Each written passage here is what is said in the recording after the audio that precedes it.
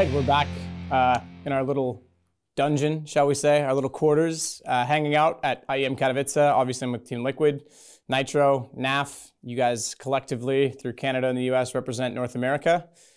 Does that add any pressure coming into this major? Obviously, you guys have had some good success in the past, but is that the next step? No, I don't think there's any like pressure or anything about that. Like, that's kind of stuff like coming from North America. I don't really care where I come from. I'm just here to have fun and try to win. But I'm excited to be representing my country, Canada. Does it add pressure though in regards to, I suppose, saying, you know, this is arguably the best North American lineup in CS:GO history? You, Nitro, you've been on a number of those. You were an entry fragger way back in the iBuyPower days, and then you've gone through hybrid op role. Now you're in-game leading. How do you view it? It doesn't really add any pressure for me personally. I think it's a cool title to have, but we want more than just that title. We want to be like an international contender for world champions and stuff, so we're going to keep working hard. We've had a lot of conversations. Statistically, compared to the last major, it's far more CT-sided. The only map so far, although it's a fairly small sample size, in the challenger stage that was T-sided was Cash. Do you guys think that has a lot to do with the AUG, and how have you guys implemented the AUG in your team? I think the AUG is definitely a better gun than the M4 right now. I think it should cost a little bit more money just because of the scope aspect of it. But the thing about the AUG is like you can't really hold angles that some people think you can hold because it's not as strong as an op per se because it's a one bullet kill. But it definitely helps with holding angles because you can get the jump on them because you're zoomed in, obviously. And when you're zoomed in, you're moving slower. But the gun is also like the same fire rate as the M4, so it's a little stronger like for holding angles, in my opinion. And it definitely helps the CT sides where before I felt like you needed to use more utility to just like take like win duels and stuff like that, like more flash assists and stuff like that. But now it's like more individualistic and you can just hold angles with the AUGs and get kills. So is that a good thing, do you think, Naf?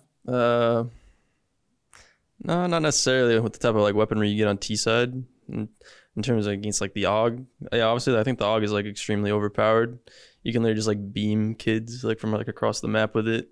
You just scope in, you spray, and like it's just completely accurate. You know, there's no difficulty to the recoil in my opinion at all. So yeah, it reminds me of the A1 like before the big nerf it had. Like CT side was like very easy, and you didn't have to use as much utility. And then the A4 was the weapon to use, and it was more like using utility to flash your teammates and like I don't know, different things like that. But I don't know, it's just the meta right now. It's different. So it's literally just like 2015 again. Obviously, just like with the M4, the A1 silencer, but you just have literally 10 extra bullets. It's literally like the A1 when people would ask like, can we increase it to 30 bullets? And Valve would never say no, or like they'd always say no. And now it's just like they kind of did it with the AUG. Sure, so I can see your point to the relevancy of that. I think it's interesting that utility was such a strong part of defense. Do you think that when you consider the price of CT-sided weapons versus T-sided and the way the lost round bonus works and the Ts can get the extra 800 from the bomb, not needing to buy as much utility and going to the AUG, is that actually a balancing thing, or do you still think it's maybe gone too far with the AUG being in the meta right now? Because I could kind of see an argument both ways, right? Like I could see it being, well, now you don't have to spend as much, even though it's $50 more than the M4. You don't have to buy all the flashes and smokes necessarily if you're going to play an angles game. Yeah, the thing is, like, they had that economy update where you can buy third now and you can get like an AUG and flash smoke or something like that. So in that sense, I think it's pretty good, like in terms of the whole game, like, because then you won't go down 3-0, and then like if you lose that round, then it's 5-0 basically at that point, unless you get kind of lucky with the force buy. But yeah, I mean, also like the Ts have the Krieg now, and the Krieg's like even better than the AUG, but not many people can master the spray pattern. Like Elige is really good. He mains that weapon. I don't know anyone else who really mains that weapon. But if people did start maining that weapon, I think it would be like dangerous. I think that's one of the questions I wanted to get to, because I'm just flirted with it. But yeah, in terms of maining it, Elige is the only one. And there was some discussion on social media that the one-shot headshot potential is already there with the AK. So is there a need for the Krieg? Do you guys see that over time maybe it could become as relevant as the AUG? I mean, yeah, I wasn't for like on CT side, like there's a huge difference in terms of like damage and fire rate and accuracy between like the AUG and the M4. Whereas like the AK, honestly, I don't feel that much like of a difference between the AK and the Krieg. So I don't really use the Krieg as much, but I use the Krieg sometimes to get like some ridiculous kills. Like for example, like on the Krieg, like I would just buy a Krieg instead of an op and I'll just spam mid on Dust 2 and like hopefully get a kill. So, but yeah, there's not like a huge difference for me personally with the Krieg and the AK, but it's a lot different with the M4 and the AUG.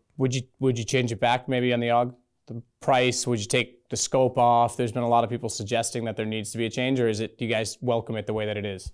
I mean, honestly, I have no issues with it. I think the only thing they should just do is just maybe just rack the price back up. Yeah, I don't think the gun needs a nerf necessarily, but maybe the price. That's about it. Yeah, and not by that much where it changes the whole meta. Like, so teams are saving another round just to get an AUG. You know, I don't think it should be like that. I don't know the change yet, but definitely the price would be my number one change right now. Valve has been very clear that they kind of want to make every gun relevant to the point where they made a Negev cost $2,000 at one stage, and there was I was going to say, I'm pretty sure it still is. There's just like a gentleman's agreement kind of in place at the time. Is there any other guns that you would change to bring in to relevancy? I know burst fire has been talked about a couple of times from people.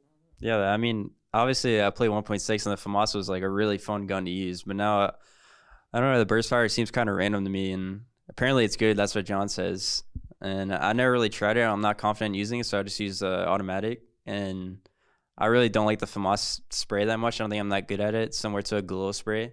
So I usually just like buying an SMG, like an MP9, and I feel like I have more impact with that gun than a FAMAS personally. So yeah, it's interesting that we've just seen so many small changes make such a big difference.